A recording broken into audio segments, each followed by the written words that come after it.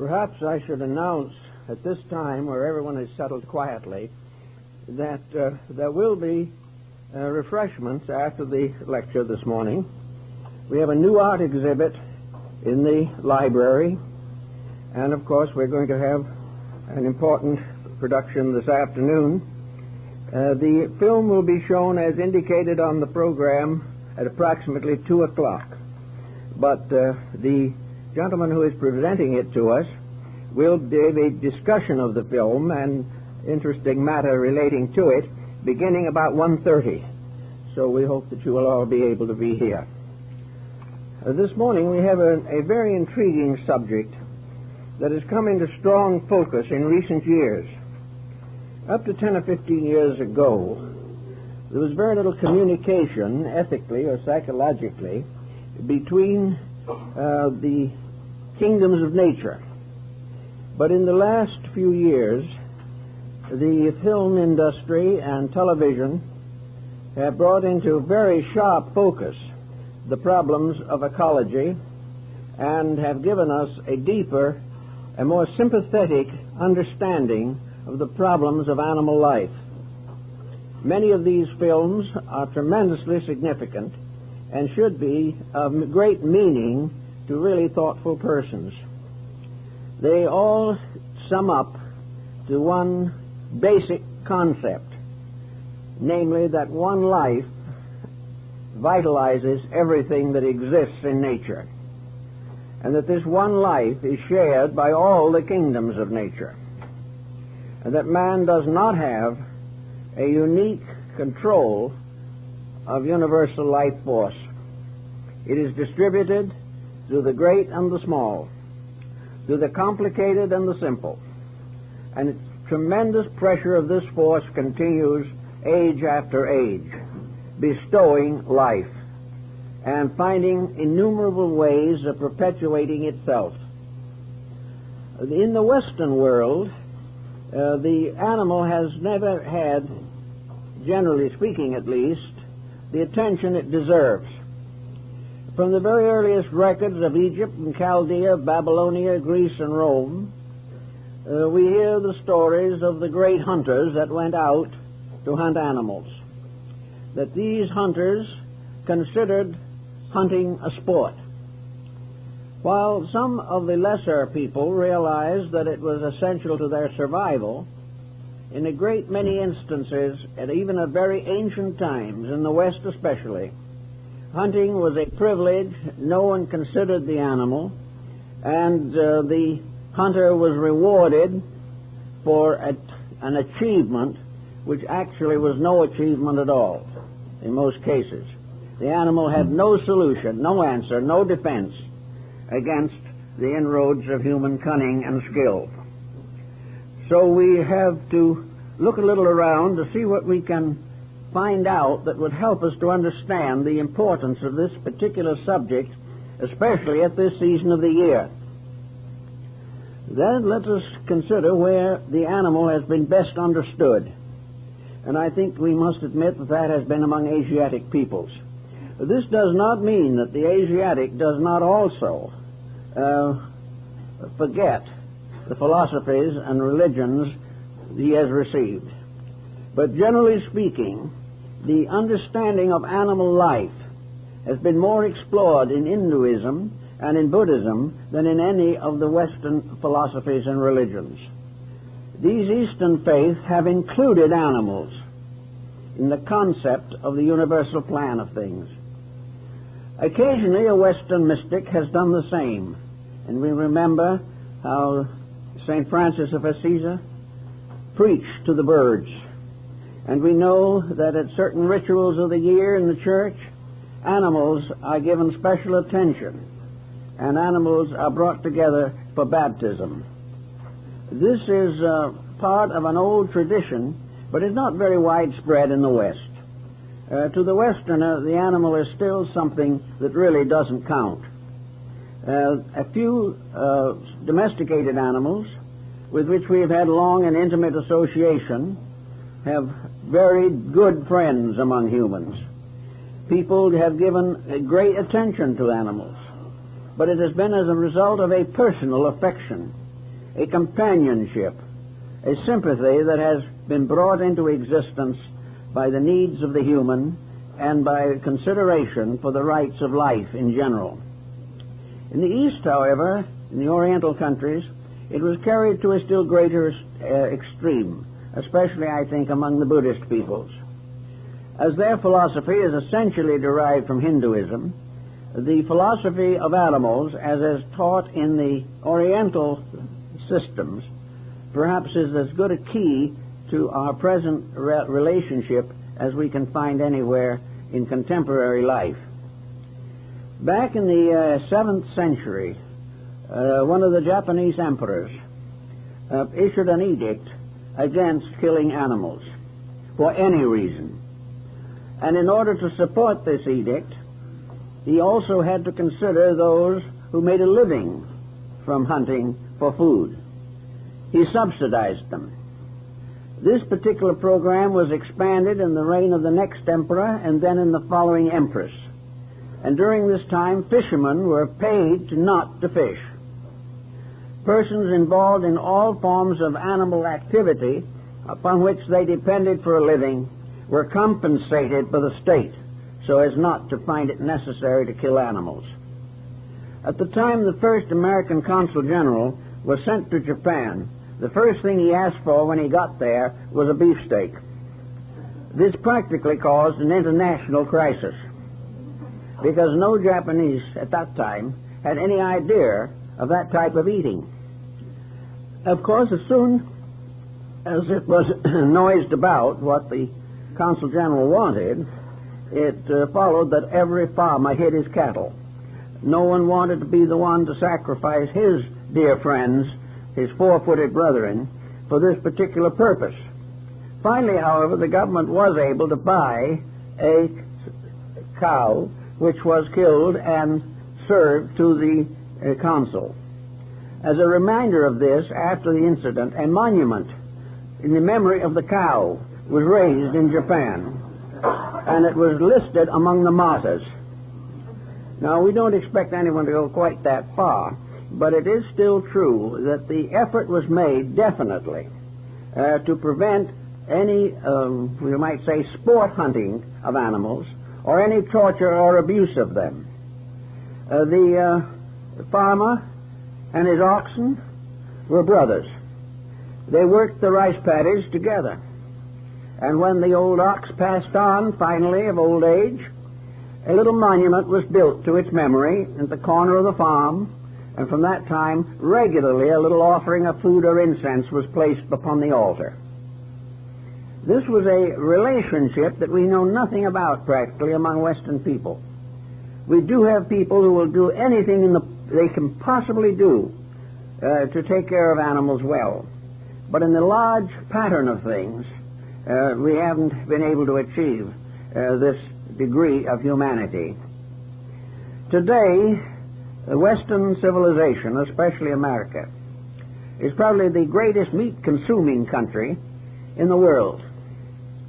This means that actually the American people eat more meat than probably any other nation can afford. And as a result of this, the physical cost of meat is rising rapidly. For some time, there's been a suspicion floating around that this was not entirely a good idea, even entirely apart from the effect upon animal life, that it was not a good idea for the human being to eat a large amount of meat, that this led almost inevitably to physical ailments, had a tendency to shorten life, and that it was a mistake to assume that meat was the source of strength. It might give some assistance or physical stamina to those in very heavy physical labor, but for the most part, excessive meat eating is detrimental to health and has a certain effect upon psychology. The individual is less sensitive, less considerate, less integrated as a person, less kindly and sympathetic and understanding as the result of a heavy meat diet. It is therefore perhaps something we should all remember, namely that it is not necessary for the human person, the human being, who is by nature a predator and a carnivore, to indulge these habits as much as he does. After all, behind all of these things, there has to be a philosophy of some kind. And the problem of the meaning of it all has interested a great many. Probably the outstanding vegetarian in Western philosophy was Pythagoras of Samos. And from him have descended a number of groups that have refrained from animal food. The Neoplatonists of Alexandria wrote extensively on abstinence from animal food as being a very important factor in the unfoldment of the inner superior factors and facets of human consciousness. In the Orient, it was assumed, and I think this is perhaps the basis of a great many thoughts, it was assumed that all living things form one family. The Oriental nearly always refers to an animal as his little brother, and assumes that as some mysterious invisible power in space protects human beings, so in a sense at least, man is the god of the kingdoms below his own. Man is therefore the god of the animal and of the vegetables and all plant life and also of the mineral world. Now the Oriental is concerned with the simple fact that all of these kingdoms are alive. The idea that some of them only appear to be alive, and if they are alive it doesn't count, was entirely contrary to the convictions of most Oriental peoples. It was also contrary to the conviction of probably one of Western man's greatest horticulturists, Luther Burbank, who was perfectly aware, as he said, that while man has 5 senses, that plants have as many as 20 sensory perceptions. But they are different from ours. They live in a different world. And to them, our world is a strange, often wicked place where ghosts and demons threaten their lives, as we believed in the Middle Ages that ghosts and demons threatened our survival. In many instances, we are ghosts and demons to the members of the lesser kingdoms. I remember Ernest Thompson Seton told me a very interesting story. He said that the mysterious influence of man in the life of the animal is far greater than we realize. Animals, under normal conditions, if attacked or hazarded, will run to the human being for protection. He tells a story of a hunter who was hunting deer and had finally found this deer and was on the verge of shooting it when the animal ran and took shelter beside another hunter who was also armed with a gun. But the animal believed in some mysterious way that this second hunter would not hurt him. And the hunter was so affected by this episode that he persuaded the other man not to kill the deer, and it went with him for a long way through the forest. The animal certainly has a strange respect for the human being. And in Buddhism, we have a number of interesting parallels of this. We are told that Buddha not only incarnated as a human being, but incarnated in some form in each one of the kingdoms of nature, and became the protector and guardian of that kingdom. And that each kingdom has the equivalent of a great spiritual teacher assigned to it. And that this assigned creature takes the form and body of that animal or plant, lives with it, but has mysterious psychic ways of communicating with it and assisting it in the unfoldment of its nature. So that most of these people are very particular on this particular subject. I know that even now, in the monasteries and temples of Japan, birds and animals are constantly present. Some have felt that these presences have been a little detrimental to the temples, but the old bonzes or priests who guard the temples say they would rather by far be a sanctuary for life than worry about the effect of it on the architecture. So they feed them, take care of them, and guard them as members of a family. And when they die, they are buried with the Buddhist ritual. Now, this would all seem very fantastic to Western man. He doesn't think of these things at all, but then what explanation does he really have for the animal world? The films that we are seeing constantly now reveal the tremendous complication that exists in all the kingdoms of nature. It is inconceivable, the wisdom, the skill, the mysterious life power that is able to produce the many lenses of the eye of one housefly. Everything that lives is a mechanical masterpiece and sold by a vital principle.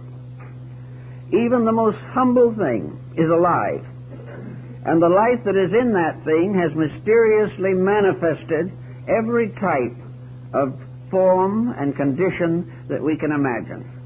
Thousands of plant forms, some of them so wonderful and beautiful that they are breathtaking. Thousands of minerals of all kinds and types hidden within the earth. Yet every one of these minerals is a chemical masterpiece. It has coloration, it has vibration, it has existence. It is alive. There is nothing dead in the world except a stupid human being. Everything else is alive. And because it is alive, it has responsibilities and it has privileges. And the search for the privileges that living things have is becoming more and more engrossing to modern man. We also beginning to realize that the gradual destruction of the proper grazing environments, the disfiguring of our environment, and the various pollutions that are coming along are not only endangering human life, but are endangering defenseless life, life that has no way of protecting itself against the aggravations of mankind. And out of this, perhaps we are looking for an answer. What has science to tell us about how life creates the feathered structure of a bird's wing? Or how does it give us the full understanding of the tremendous involvement and complexity of a small garden worm? These things science cannot explain. They do not know how and why these creatures exist. The only thing we can do is catalog them, analyze them as to their structures and functions, and try to list the peculiarities and in some cases what we regard as valuable byproducts of these forms of life. We do not know anything about the life in them, any more than we really know very much about the life in ourselves. The Oriental thinker simply brings it back to the Pythagorean hypothesis, namely, that there is only one life. This totality of existence we call life. It involves not only the kingdoms of nature that we see and appreciate, but countless forms of invisible life. This one life involves the planets and the stars. It involves everything that exists in the universe. There is a life there. For if it was not there, it could not be diffused or distributed throughout the structures of living creatures. Where this life comes from, we are not too certain. Some have assumed that the source of it was the sun. Others assume that the source of it is nutrition. Some believe that it comes from some strange remote process of space that we do not as yet even comprehend. But that this life is undeniable. And that this life is a strange motive power. That this life ensouls forms, or even creates forms, multiplies them. This same life destroys them in the course of time, or transforms them into other forms of life, but always one tremendous life energy ensouls the universe. The Oriental thinker working with this particular problem could only finally come to the conclusion that this eternal life everywhere, this omnipresent, omniscient, omniactive life, was definitely an attribute of God. Therefore, the life in anything is the God in that thing. And that life and that God in that thing is the most powerful potential mystery of all time, because it reveals the divine power in the process of eternal creation, eternal renovation, a constant maintenance of these various forms of life on all the levels of this universal system. We have this, therefore, as a thought, namely, that there is a life. That this life, perhaps, we could as well as not term God. If it is not God, it is certainly a primary manifestation of deity. Now, as we study this life more and more, we realize that it contains within itself a very wide diversity of energies, powers, and specializations. And we must finally agree with the Chaldeans that this life energy is intelligent. That this force is not a blind force. It is not something that merely fuels things, like the gasoline in a combustion engine. For this life is the only fuel in the universe which repairs and restores its own mechanisms. And not only that, but extends them, complicates them, perpetuates them. It is not only a fuel process, it is a survival process, and within it an infinite manifestation of intelligent specialization. Every form in nature is geometrically perfect in its own right and power. It is composed of innumerable lesser parts, cells, atoms, everything, brought together in a magnificent compound. And the power that ensouls this compound and creates it has to be the only one thing that exists, universal life. This universal life, therefore, seems to be locked into a sun ray. And when the light of the sun strikes us, it is not simply a way of giving us a quick tan or by giving us a certain amount of vital resistance. It is a process by means of which the infinite complexity of the human body itself is variously vitalized. And this life that comes from the sun is distributed to an infinite series of manifestations. We can see it in a meadow, where one light ray descending from the sun maintains 100 forms of plants, flowers, trees, and shrubs, each one receiving that which is necessary to itself, each taking that one life and molding it and modeling it to the needs of its own existence. This situation is so remarkable that it would seem that it would make a theologian out of every scientist, because there is simply no way of explaining this without assuming a universal intelligence at the source of life, and that this universal intelligence is omniscient, that it is capable of extending itself into every conceivable specialization that has existed, does exist, or ever can come into existence. The Orientalist, working on this basis, has come to the simple conclusion that there is a direct responsibility between forms of life, in which in each instance a superior form is responsible for that which is less evolved than itself. Each superior is in a parental relationship to that which is less mature than its own structure.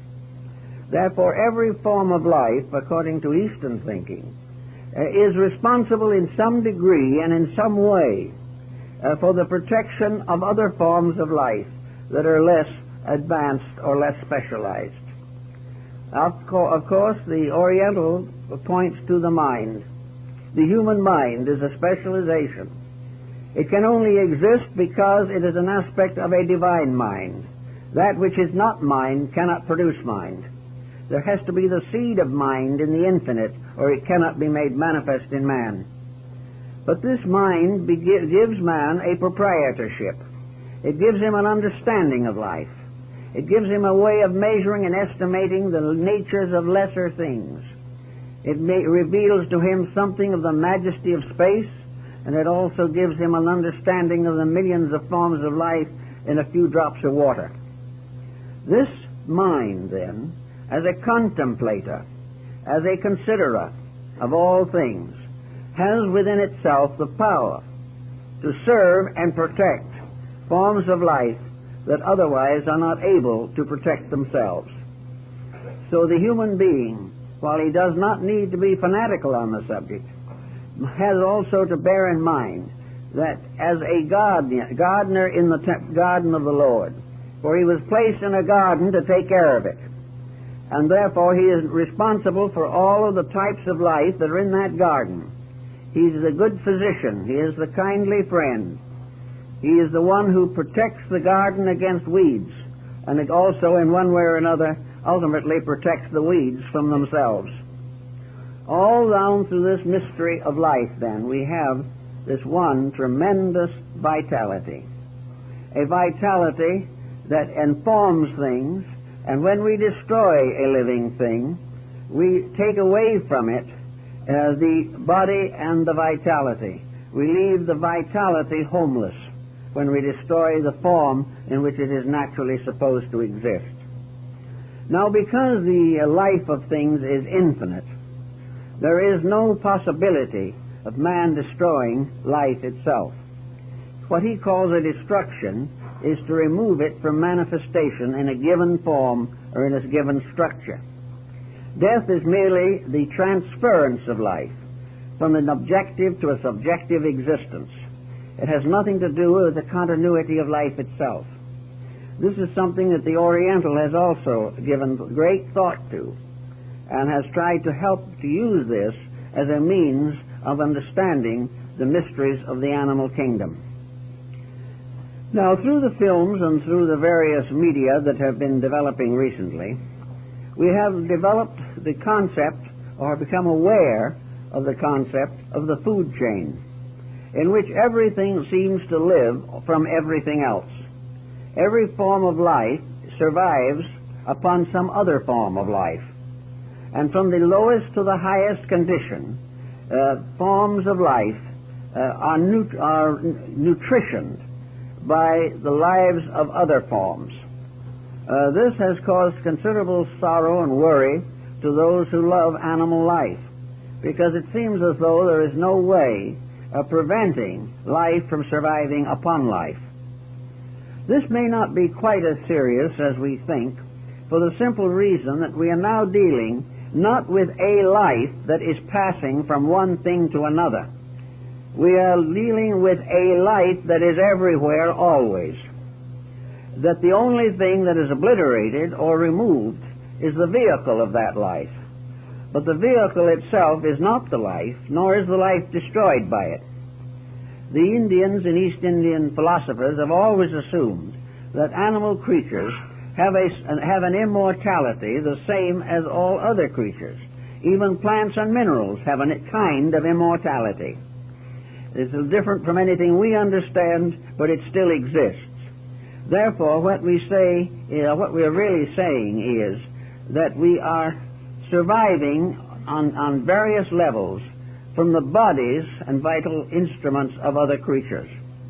But the vitality itself, the source of it, the principle of it, is indestructible. And the lives of the various creatures are carefully measured, weighed, and estimated by natural law. Let's say for a moment, then, that we want to understand this a little clearer. We have, at the moment, under consideration, 4 types of life that exist in this material environment that we see: the mineral, the plant, the animal, and the human. Now, scientists are trying desperately to make the man merely an animal, and that the 4th kingdom consists of all vertebrates, such as man, and that therefore man is simply an animal that has grown up a little more, and become a little more dangerous, by the way. This, however, does not meet the requirement of most classical thinking. The Darwinian theory is very objectionable to most serious thinkers, because it fails to take into consideration that we are dealing with four separate kingdoms of life, four waves of life, and the Brahmins, with their cosmotheology, have carefully described, differentiated, and studied these four waves of life. In other words, the minerals of a kingdom in themselves. They are a unity within a greater unity. All minerals have certain vibratory keynotes in common, and they are all under the control of what might be called a mineral entity. In other words, there is a parental mineral principle that guards, unfolds, and protects all mineral structures in nature. And very often these structures are served further by a series of invisible beings who are regarded as nature spirits in antiquity. But the mineral has a complete structure in itself. There is one mineral, manifesting through an infinite diversity of mineral types and subtypes and divisions and subdivisions. But all mineral is one complete entity in itself. And the deity or God of the mineral is the protecting power of the total mineral archetype. We can call these guardians archetypes in the Western thinking. They are the overshadowing totalities of their kind. Underneath or within the structure of such an archetype, we will find subtypes, each with their own rulerships, until actually the government of a kingdom of nature is almost a complete cosmic theology in itself. All different forms of life are under certain general rules and orders. The second form of the kingdoms, the plant kingdom, also has its own archetype. It has the development of all forms of plant life. They are all specializations within one total plant energy. And this energy, in turn, is a specialization within the total life power of the universe. The various types of plants are like races within or upon the continent of plant integration. There are all kinds of subdivisions, as there are subdivisions of races among human beings. There are different kinds of plants, each with a different purpose. And some of these plants, as the Scriptures tell us, are for the healing of the nations. Each plant has its rules and its laws and belongs to its own kingdom. And the subdivisions of that kingdom are all under an archetypal plant energy, a conscious mental plant integration. The third one of these is the animal kingdom. And in referring to these overshadowing principles, they are often called the group spirits. These group spirits represent the total guardianship of the animal kingdom.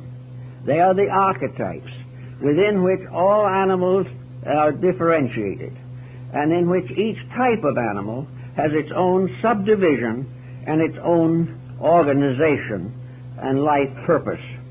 Now, these inner divisions within the substance of a kingdom are no two of them alike, nor are any two of them on exactly the same level of manifestation or integration.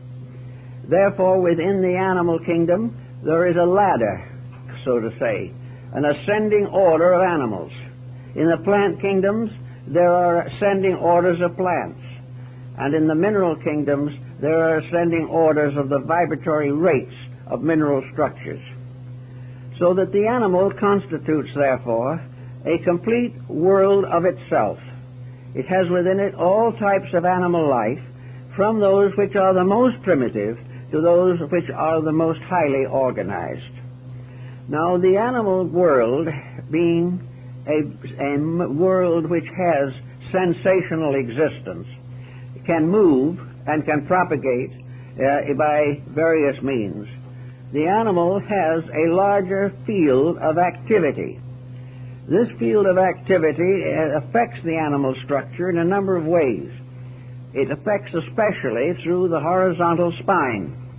The energies of the earth pass horizontally through the animal kingdom, In the plant kingdom, they pass vertically from below up. And in the mineral kingdom, they are diffused. In the human kingdom, they descend vertically from the top down. Therefore, all living things are divided by these orders of energy implementation. Now, animals from the lowest to the highest present many phases of interest to the individual. They are gradually unfolding what might be termed the emotional content. The animal lives on what we would term an animal level, and we very often think of that as an emotional level. The animal's emotional life is variously influenced by circumstances around it, but we see gradually unfolding through the animal most of the potentials, most of the basic divisions which are later to appear in the human being. We find the animal with territories which it defends. We find animals gradually becoming more and more protective of their young.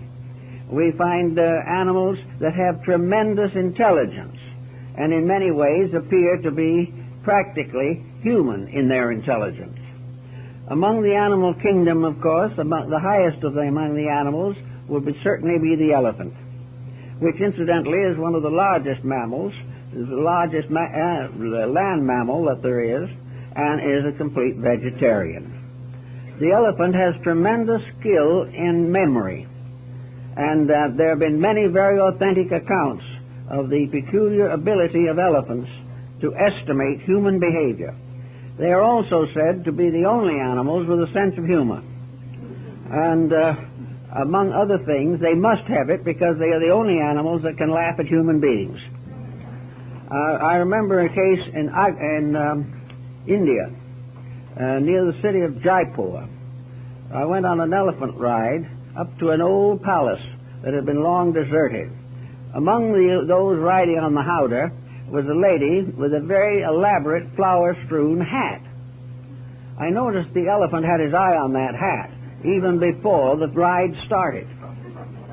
But it was very docile and had a twist at the corner of the mouth around the tusk that looked very much like a leer of some kind. As we went up the hill towards the old palace, suddenly or slowly, the trunk of the elephant came up behind its ear, and it worked its way up until it could reach that hat. Without seeing the hat, it was able to pluck it right off of the lady's head. And then the trunk stretched out in front and raised high, swinging the hat. And with grunts and roars, the animal went the rest of the trip, waving the hat. No one can say that that animal didn't have a sense of humor. Animals, like the elephant, also are remarkably intelligent.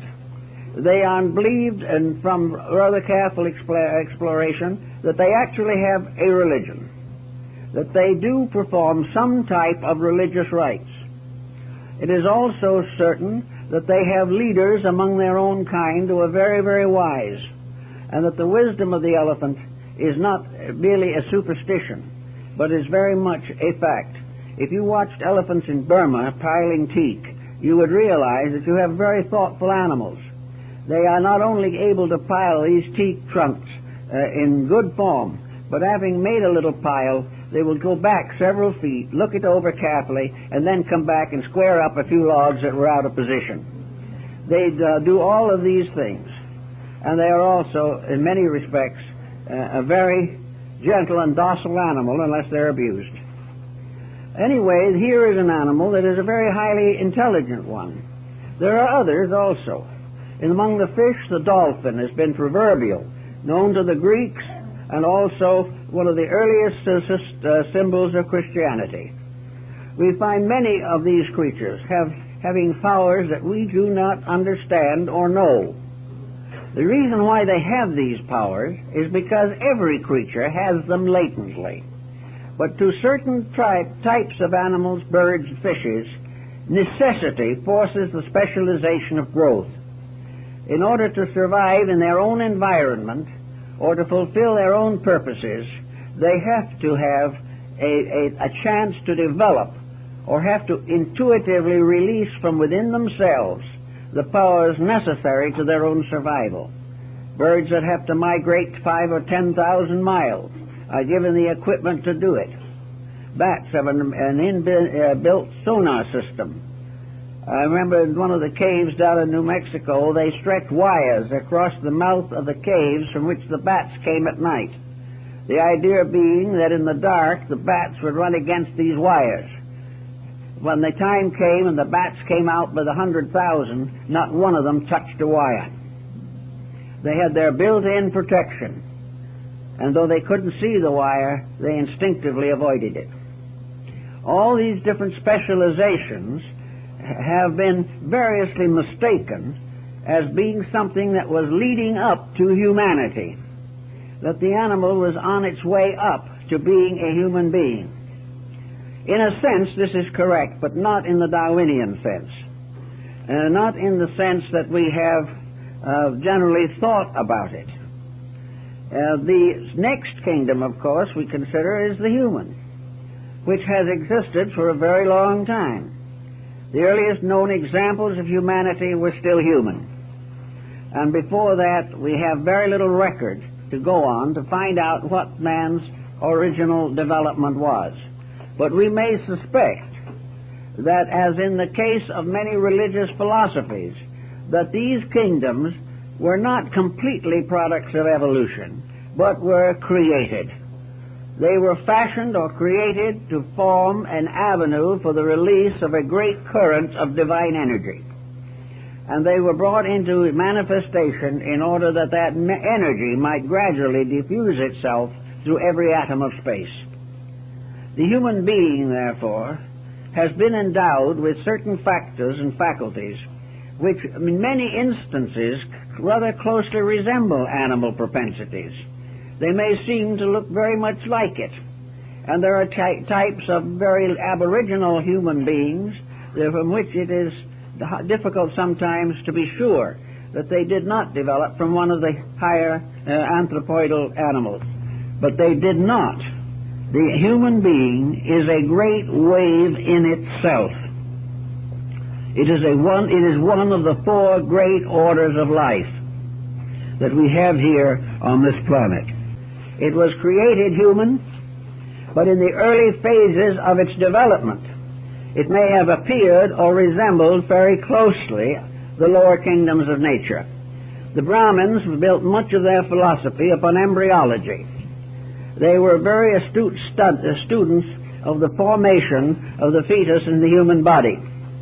They were able to estimate, therefore, an evolving embryo gradually passes through similarity to practically all of the previous forms of life. At a certain period in the development of the human being, there is no essential, noticeable, or visible difference between the prenatal state of the human being and the prenatal state of the life in an egg. But the egg is born at a certain time, but the human being is not. It continues on to pass through other stages of modification. And I think that to the Oriental mind especially, these different orders of life are degrees of organization through which life passes. When each life reaches the maturity of its own kingdom, it is born. And from the very earliest on, this birth is always controlled by the kingdom to which the creature belongs. Therefore, the animal entity is born sooner than that of man in the development of its internal structure. This doesn't mean the time is necessarily shorter or longer. It means that the degree of development of the structure to receive energy is longer in the more advanced forms of life. But we have the human being, therefore, really as an isolated creature. In this human being is evidence of all other kingdoms. The vegetable, the mineral, the animal are all there. In the body, the creature has built up a form structure, which is to become finally its power. But from the beginning, although it may have resembled so closely animal forms in its development as to deceive the superficial observer, there was never a time in which the human entity, as it was evolving, was not of a kingdom of its own, belonging to one order of life in particular. Now these four orders of life, therefore, are said to extend through what is called a day of manifestation. In other words, the days and nights of Brahma are really great divisions of time, millions of years, in which the earth comes forth itself from the divine egg, manifests its manifestation and power, and finally retires again into sleep. Every form of planet, sun, star, galaxy, and all the black holes and everything else, all are born, unfold, and gradually fade away into the night. For life is a pulsation, and the pulsing of a great psychic cosmic system may require thousands of years for a single beat of that pulse. But in any event, the point to make is that periodically creation, manifestation, goes to sleep. In this process of sleep, everything is suspended. All forms of life remain in quietude. And when this time comes, nothing suffers, nothing hungers, and to enter into this sleep is no more painful than to go to sleep oneself at night. But a great suspension of life occurs periodically to constitute the days and nights of Brahma, the period of the great Mahamantara. Actually, when this happens, the kingdoms then change. It is when the great night of Brahma settles that transition from one kingdom to another takes place. The evolution of life is therefore that the mineral life passes to a plant consciousness or takes on a plant dimension, but only in the intervals between the days of manifestation. Then the new plant, which was a mineral, begins an evolution that may last for many millions of years until it completes that cycle. Now, if by some chance a plant, an animal, or a human being, for that matter, becomes more highly advanced than its kingdom, in other words, if an animal reached the point where it was practically human, where it had practically every attribute of a human being, according to the Eastern philosophy, it still cannot make its voluntary or spontaneous transition into another kingdom. If it reaches the point where it has outgrown its own kingdom, then it passes into a trance state and remains in this suspension until the end of the day of manifestation. And when that next day starts, then it emerges into the next higher order of life. But it cannot go back and forth between orders of life during a living pattern cycle. This transition is only possible at certain given and appointed times when the entire organization of the solar system passes through its step forward by the great clock of universal time. When this actually occurs, then, we will find the animal kingdom will attain what we would consider to be the human state.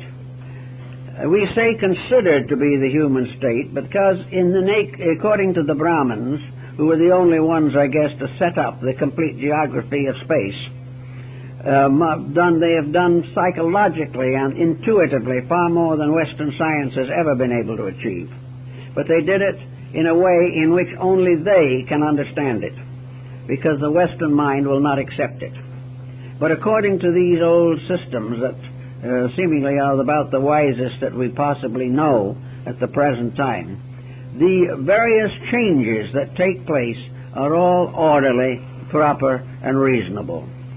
And in these great change cycles, various forms of life move forward into another level of manifestation. There's something of this in the incarnations of Vishnu, the avatars, and so on, in which the avatars, Vishnu, recapitulates symbolically the 10 lunar months of gestation.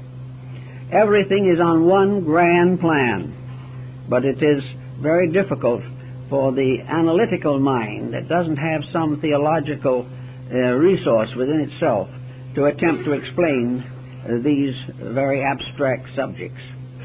Now, the ancients also affirm that these various rounds or levels of evolution are constantly changing, and that therefore these various levels do not continue from on our level. Man has become a human being on the physical level of nature, but the next day of manifestation will not be on the same level. Therefore, when the time comes for the animal to become human, or its equivalent, it will occur in what we call the etheric plane, or the akasha. It will be a different dimension, a different world, a different level. To us it would be ether and invisible. But when the living things emerge there and become part of it, it's just as physical, just as real as anything here. But it will be much more attenuated, much more subtle, subject to a great deal more psychic investigation. And when the animal does attain its human state, it will be higher than the human being of today. But that cannot be until it has completed the cycle of its proper growth and manifestation. Now, in the ordinary walks of life, how are we going to handle the problem of surviving and helping animals to survive under existing conditions? The Oriental mind is very tolerant, much more probably in most respects than we are. Everything is taken into consideration. One of the immediate considerations is to determine, if possible, the degree of consciousness possessed by an animal. Now, if an animal had exactly the same inner life as man, it would have conquered the earth long ago. The tremendous outlawing of animal life, the tremendous mass of insects and fishes, birds, mammals, reptiles, had this organization been capable of a historical viewpoint on existence, it would probably have taken over long, long ago. The reason probably, as far as we can figure now, that the animal has not done this is because it lacks one peculiar faculty which man possesses and which apparently it does not possess, and that is memory. If it was not for the lack of memory, if the animal could remember the past and think of the future, if the animal could organize a continuity of existence within its own nature, it would be indestructible. That is, it could not be overcome by any other kingdom. But as a result of a peculiar statement or condition, it does not have this proclivity. Years ago I talked about this with a professor at the University of Berkeley, and he said to me, he said, you know, I would give 10 years of my life if for 5 minutes I could experience the consciousness of an animal.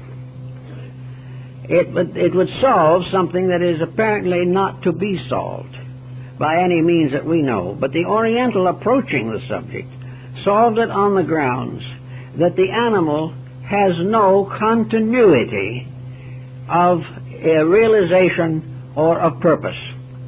The animal during life has great affections. Emotionally, it can be evolved and involved. It can pass through tremendous modifications through contact with human beings. The family pets, the animals that are loved, appear to return that love with all their hearts and souls and become indispensable friends in a family. But what is lacking is the intellectualization of that relationship. The animal has certain cunning, it has certain skills, it has certain reflexes. But the tremendous drive that is in the human being, the drive to master, to control, to dominate in its normal relationships, this drive is not specialized or developed or individualized in the animal. As a result of the lack of this continuity, the animal existence is not nearly as difficult as ours. It's not nearly as problemed as ours. Again, we can take another value of the point, namely that the mineral is said to be in the dimension unconscious as far as our understanding is concerned. The plant, as well as we understand it today, is in a dream state, and the animal is in a trance state. This trance state means perhaps that the animal sees life largely as we would in a dream or in a vision. And the animal does not have, therefore, the complete individuality that the human being has. Furthermore, all animals being suspended from one animal entity, one basic archetype, the animal being. The Kabbalah refers to man as being a progeny within the structure of Adam, the primordial man, the total, which is the archetypal. There is an archetypal primordial animal, and the life of the animal is within this. And the animal's instincts, appetites, attitudes, processes are all held together by one great archetypal pattern. When the animal dies, it is not like an individual dying, because the form is dropped, but the archetypal pattern is not changed. The animal dies back into its own race, kingdom, or kind, rather than being separated forever as an individual. So the probabilities are, as far as we can learn, that the food chain is not as brutal as we might think it is. We cannot assume that the divine plan would be brutal. We cannot divine or assume that a terror would be imposed upon all life by a benevolent power. We just could not assume that this would be true. And in nature it probably is not true, because of this fact that we have the archetypal form behind, which is the real living thing, not the animal itself. Another problem that comes in that maybe we should try to give a little thought to is the future of animal life in this world. The animal life cannot cease. It will have to continue. But it will have to continue in various adjustments and adaptations. And the adjustments and adaptations to animal problem is the same as the adjustments and adaptations to human problems. We are all here for one essential purpose, and that is to unfold the potentials of survival. And this we have to very carefully watch. Now, in the animal kingdom, for instance, we have another factor that regulates life that we do not have, having invented a solution to it. The particular point we want to make is that animal life is controlled as to its length and its condition very largely by teeth. An animal's teeth are the secret of its lifespan. If an animal's teeth wear down, as they always will ultimately, it is unable to handle food. It cannot hunt, and it cannot chew the hard gristle and bone that the most carnivores have to face. So all carnivorous animals are subject to the decline of their own teeth. Seton told me one day, and he was a very good naturalist, probably one of the best of his generation, that no animal is recorded as having died a natural death, except perhaps in a veterinary hospital. An animal does not die a natural death. It is the victim of the enfeeblement of itself. Its teeth go, it loses its power to digest food, then it is unable to defend itself, and gradually loses its leadership in its own kingdom and is simply removed. This is apparently part of nature's plan. Man is the only animal that perpetuates the unfit. Nature doesn't do this.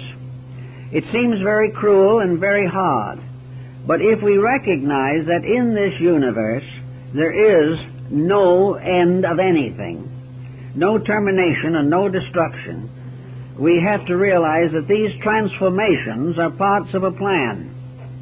Our main duty in the connection with animals is to be as thoughtful and kind and attentive to their needs as we can be.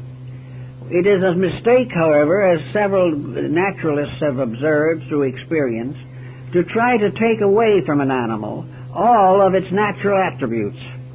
It is not wise to take an animal, domesticate it, and then turn it loose, because it can no longer survive in the world of its own affairs. The world of experience helps the animal to grow suitable for its own survival. Now we have the same problem on the human level. We cannot over-shelter a human being through childhood and early life and then expect it to go out and become strong. It is necessary for things to live according to their laws.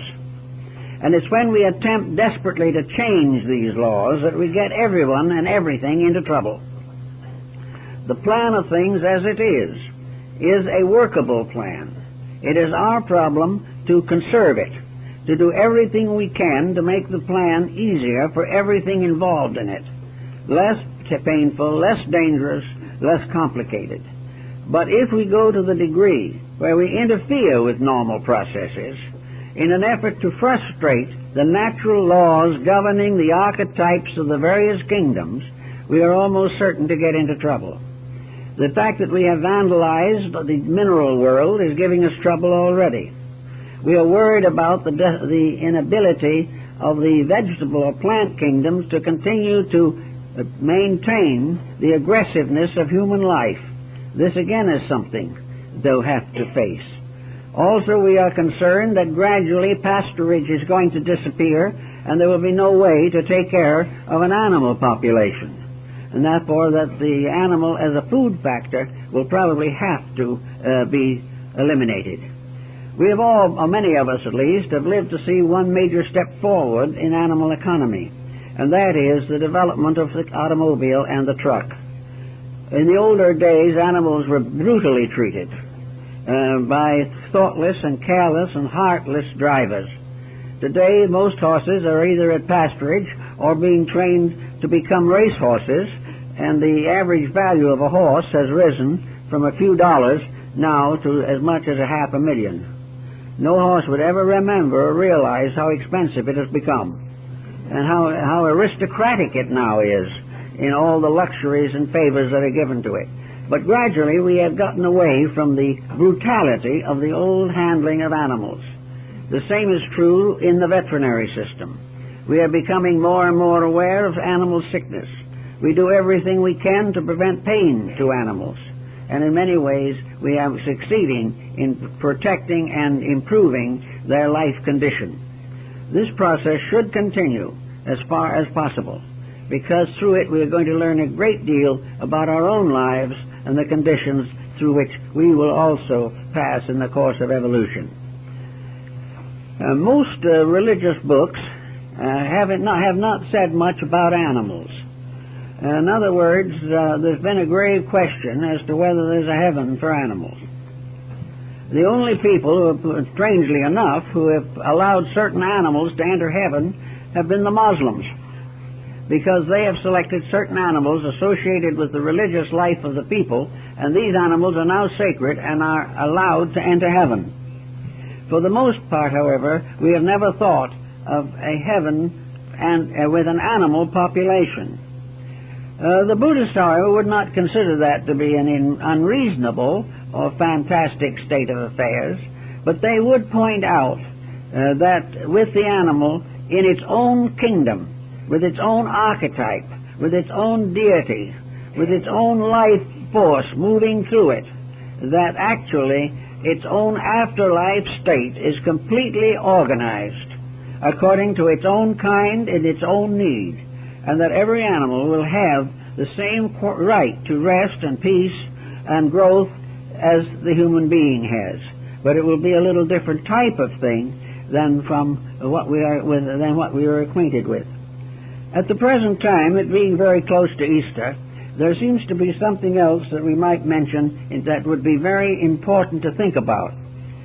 We remember that the Eucharist, or the sacrament of the blood of Christ, has long been an essential of religion. Holy Communion is one of the sacraments of the Church, It is supposed to be what is called the most beneficial of all sacraments, whereas the baptismal rite is the most necessary. In this particular instance, the Eucharist, or the final consummation of the sacrament, is that we take the blood and the body and represent the body and blood of Christ through wine and bread, and that in taking this we are sharing together the Eucharist of universal life. This is perhaps nearer to a truth than we realize, although we have only dogmatized it in its own way. Actually, we recognize Christ as a major aspect of deity. We recognize Christ as the Redeemer of mankind. And the blood of Christ is this mysterious energy, this life that flows in all things. Any act against life is therefore an act against God. Any misuse of life is a form of blasphemy or heresy. Every living thing is sustained and supported by the life of the divine power. The lower kingdoms are supported, but they do not necessarily know why, because as far as they are concerned, even the Scriptures tell us they are without sin. There can be no sin in that in which there is no recognition of good or evil. The animal is not governed by vices and virtues. It is governed by immutable laws of its own kind. Therefore it cannot sin. But man, with the right of choice, the right of discretion, the right of differentiation, as St. Thomas Aquinas points out, is responsible for his own actions. And not only do we think it this way, but we have to realize that our own actions are dependent upon the life which vitalizes those actions. There can be no action apart from life. And man is the only creature that we know in our environment that is aware of the source of its life and is aware of the use or abuse of that life. All destructiveness, therefore, is an abuse of one life. There are not several different lives that we can choose between. There is only one immutable divine force originating in the divine being.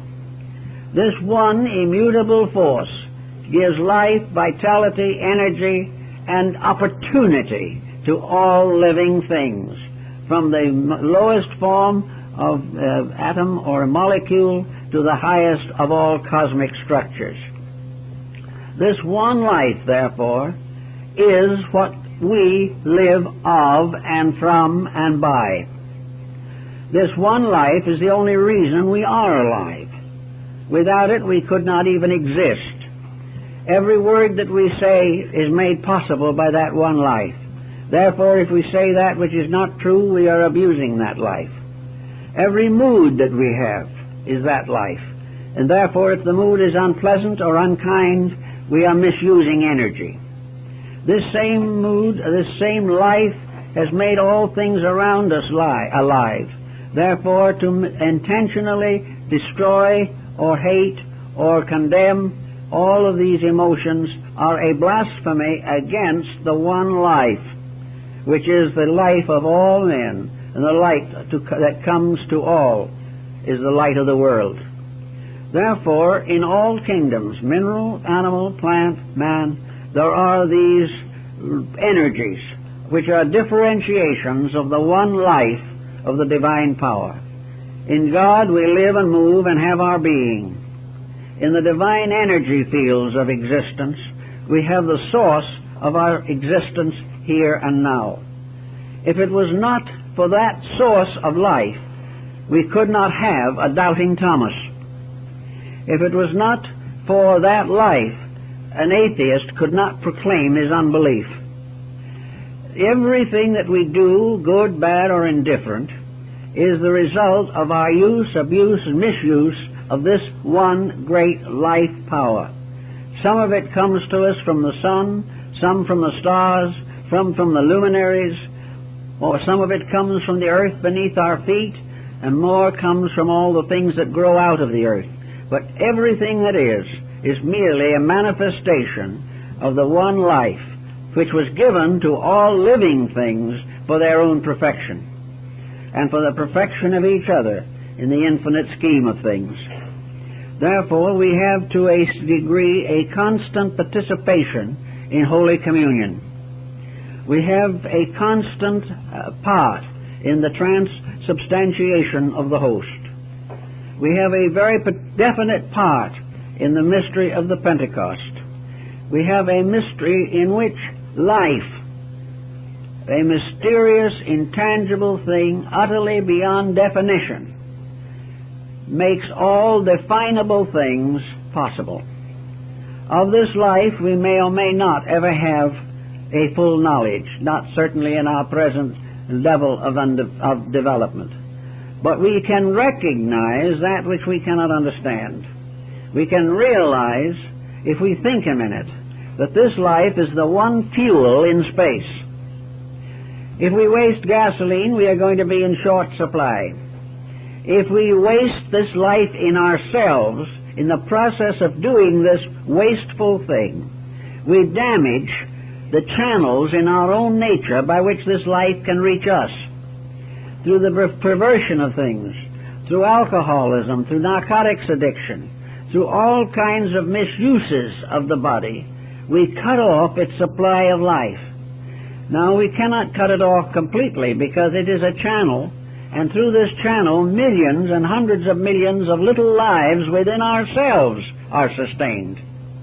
The life that is our composite life breaks down into the energy necessary to maintain every cell, every atom, every electron in our complex constitution. Therefore, if we destroy and betray and shut off the proper circulation of our own life energies, we commit within ourselves something like a terrible earthquake or a great flood or a great disaster. For with our collapse of our own intelligent use of energy, all the billions of parts of ourselves must suffer also. Therefore, we in a strange way are God to the cells in our own body. We are also teachers and parents, not only of our human families, but of the animal kingdoms and of the plant kingdoms. In Japan, the flower arrangement procedure is an effort to glorify this concept of using the flower to teach part of the mystery of life. We also can be very thoughtful. I think the time is long past when anyone should feel the happiness or achievement of hunting. This is something that is not necessary. We should never destroy life unless that destruction is absolutely necessary. In that, what nature itself tells us. It never kills for fun. It never kills for pleasure. It never kills also in experimentation and things of that nature. And vivisection is something else that must gradually fade out. All of these misuses not only damage the animal-human relationships, but they coarsen human nature. The individual loses something of the fineness of himself, something of the nobility of his own emotions when he participates in the destruction of life. And if this is true of all of the animal kingdoms, how much more true is it of mankind itself? Here we have a great world, 4.5 billion human beings. From the beginning of time, war has devastated the nations of the earth. War is a supreme misuse of energy. But if we misuse energy long enough, if we misdirect our resources and gradually use universal life to destroy, we shall bring down upon our own heads the vengeance of heaven. Because as the Oriental also says, karma, bad karma, is nothing more or less than the result of the misuse of our divine potential. Good karma is the right use. One is as real as the other. But in every use of energy, among ourselves, among other peoples, among other creatures, we must recognize, as Buddha tells us, that in every area of life, effect follows cause, as the wheel of the cart follows the foot of the oxen. Therefore, the happy person is the one who uses energy and uses his vital resources not only constructively, but almost with a ritualistic realization of the sacredness of the life by which he is sustained. We should all try in every way that we can to reduce suffering and sustain life and use properly the divine resources. If we do that, our time will be long and happy in the land which the Lord God hath given us. Until then, we're going to be in a moderate degree of trouble. Well, I guess that's all for this morning.